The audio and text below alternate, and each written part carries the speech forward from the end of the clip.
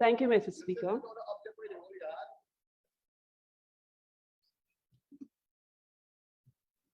Mr. Speaker, I must say, before I begin my presentation, that once again, I'm here at Parliament and I'm very disappointed that we continue to endure the ignorance that Mr. McCoy, Honorable Member Mr. McCoy, continues to display in this House.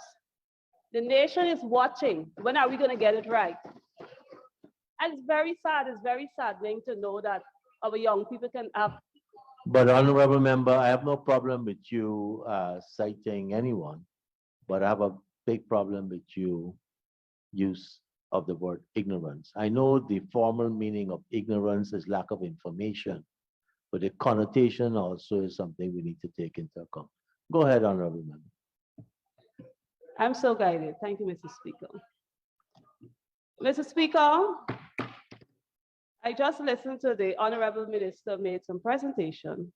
I would like to take this opportunity to remind all of us that when we took the oath of office, we said, I do hereby solemnly declare that I will bear true faith and allegiance and serve the people without affection and ill will.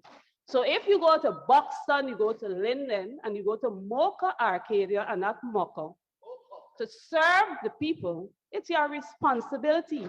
You're in government and you are responsible for serving all people, regardless of where they're located. That shouldn't be something that you should stand here to say as though like you're doing us a favor. You're serving the people of Guyana. That is expected of you. Mr. Speaker, I would also like to point out that even as the minister spoke earlier, it appears to me that she's questioning Ms. Halley's work that is being done. No, she's the sitting minister. So if there's an issue, she got to fix it. Comrade, honorable member. Mr. Speaker, it's amazing to hear the statement that this government values public servants. And yet still, because of this great value, we would like to have an amendment to say reasonable time or when you receive a signed contract. Why is it that in this time and this day of technology that we cannot have systems implemented where you use DocuSign, HelloSign, Adobe Reader, or SignWell or something, that the documents can be signed and passed to all the agencies and eliminate the entire dead process that takes place for 3 months. I would expect that in the time of technology that we use it so that we can improve our system to help our public servants. But Mr. Speaker, in all the utterance that the Honorable Member McCoy carry on with, you know what he said while Ms. Haley was presenting, Comrade Haley? It's an old country, so what do you expect? That tells a lot.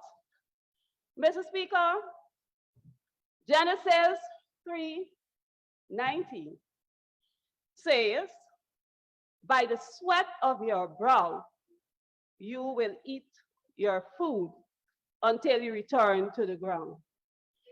The sad thing about it, Mr. Speaker, is that when people sweat in the public service, they have to wait until 3 months to eat from their sweat. Is that fair? Is that right? No, Mr. Speaker. How important is our salary? How important is the timing for which one must receive their salary? Why do people work? All these questions, Mr. Speaker, are important and deserves an answer. More so, Mr. Speaker, with the current situation of the high cost of living in Guyana, it is absolutely necessary that the public servants be paid within the 1 month so that they will not be led into poverty and suffering. Mr. Speaker, the high cost of living in Guyana has women, mothers, pensioners, fathers who face the markets daily complaining about the prices. Mr. Speaker, a pound of milk from $400 to $880. A small oil from $360 to $800. A butter from $400 to $700. Rice from $1,400 to $1,800 for a 10 kg pack. A 1 kg flour from $300 to $500, and all the prices keep climbing. Now, Mr. Speaker, could you imagine the main caregiver for family applies for a job in the public service and have to provide all of this for their household, and yet have to wait 3 months to receive their salary? Mr. Speaker, what are we doing to our people? What are we doing to our children? What are we doing to our pensioners? What are we doing when we have them to wait a whole 3 months to be paid, Mr. Speaker? Mr. Speaker, being the main provider of a family and being employed in the public service and having to wait 3 months simply means that, one, the children will have poor nutrition and every possible family member. The mother or father that leaves home to go to work will probably go to work hungry or not well fed, and they have to perform the duties. Mr. Speaker, it simply means that they will eat less. And like I said, milk gone up. Only yesterday I was in the supermarket, and you recognize that milk is now $880, which means that if the person working in the public service cannot afford to give the babies or the children milk, what is happening? We need to do better. We need to fix the system and fix it now, not when we think it's a reasonable time, but now, because of the current situation that exists in our country. Mr. Speaker, as a representative of the East Bank, and of some places that Mr. McCoy, honorable member, visits frequently, we can talk about what is happening to persons in those areas who might be employed in the public service and have to wait 3 months to collect their salaries. Mr. Speaker, I refer to the community of Laluni, which is at the back of Kurukuru. To get out of there currently, Mr. Speaker, for the last 2 years, I spoke about the roads. Nothing has been done to fix the roads. Absolutely nothing has been done to fix the roads. Mr. Speaker, because of the current situation, the residents in that area are now paying $3,000 for a taxi to come out from where they are to the highway, $3,000 to go back. Now just imagine, Mr. Speaker, if someone from Laluni has joined the teaching profession and have to come out every day, let's say to Kurukuru Primary to teach. Look at the cost that they will have to endure, and then yet still, Mr. Speaker, they will not be paid in a timely manner. They have to wait 3 months. Mr. Speaker, let's think about it. Is that fair? It cannot be fair. It's not right, because that individual calculates $6,000 for 5 days a week is already $30,000. Plus, Mr. Speaker, they will have to get things to eat. Who is standing the cost? Where will they get the money? Mr. Speaker, at this time, it's very difficult for them to go to the neighbor next door and ask for some assistance, or to go to a family member, because we all living in the high cost of living in Guyana. Therefore, Mr. Speaker, it is absolutely necessary that there be an improvement in this system, and within 1 month, persons being employed in this system can be paid. Mr. Speaker, I want to give another example. The people living up the Demoir River, another area where the Honorable Mr. McCoy loves to frequent. He gets his free fuel to drive the boat past all the villages to go where he has to go. But yet still, Mr. Speaker, the persons in that area have to get 5 gallons of fuel to come out with their personal boats. Now I'm thinking, Mr. Speaker, what happens if someone joins the police force and they're working at Timeri Station right to the dock? We going far, right at the dock.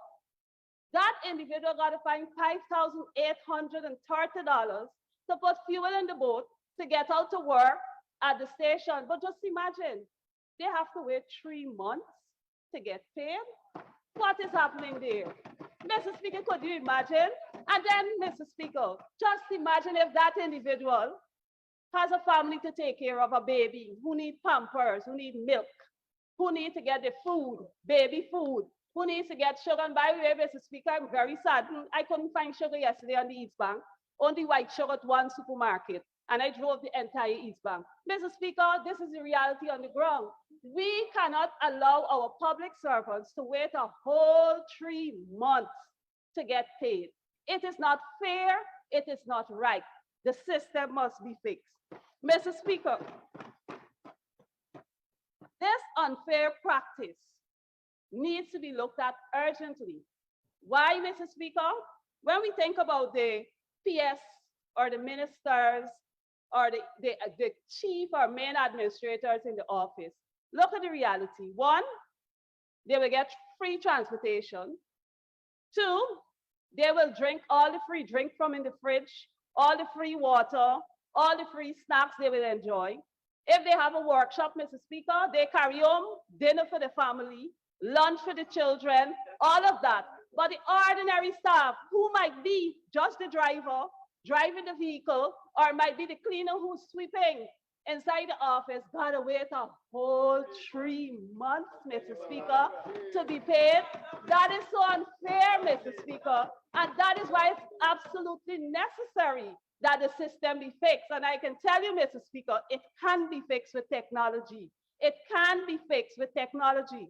Mr. Speaker, when we think also of the unfair practices that carries on in the offices, the cleaner may not be able to ask the minister for a raise. The staff, the secretary may not be able to leave there and go to the Chinese supermarket and ask for credit. They will have to bear the burden of providing for their household within that 3 months period.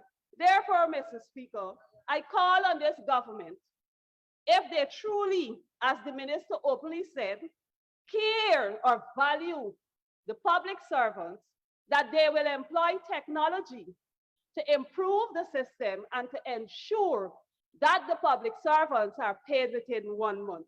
In closing, Mr. Speaker, I give support for this motion by my honorable member. And I say to you, as Carlos Tevez said, salary matter should not be told to everyone.